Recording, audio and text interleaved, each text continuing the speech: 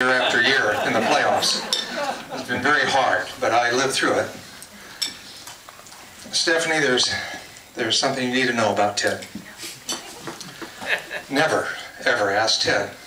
If you're looking around the house and you're thinking of you'd like to come up with a list of things that maybe to do to fix up the house, never ask him for a punch list.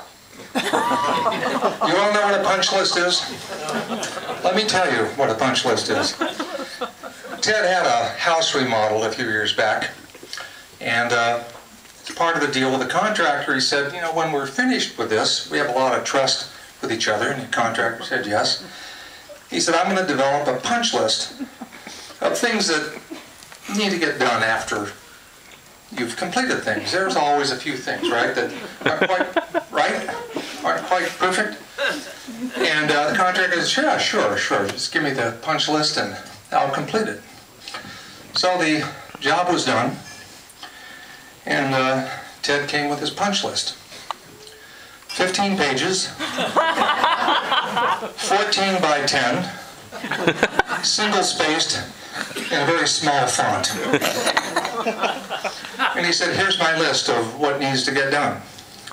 The poor contractor never did get to watch the Super Bowl that year. And I think he still may be working on it, because when Ted sold the home, he said, and by the way, the contractor is completing the punch list. So watch out, Stephanie, if you ever watch out for that. Another thing about Ted and Stephanie, we've been waiting a long time, and we're really happy you found each other. But there's a mystery here. And there's often a mystery in relationships. The mystery here is, well, Ted works about 80 hours a week. You mind if I, take a cell phone call?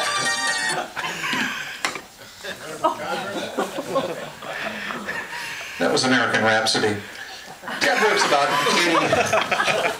80 hours a week, and when he's not working, he's on the elliptical or a stationary bike.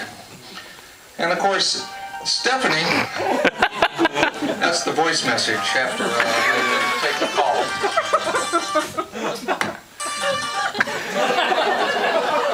It's probably Ted calling. There, we're going to shut the thing off.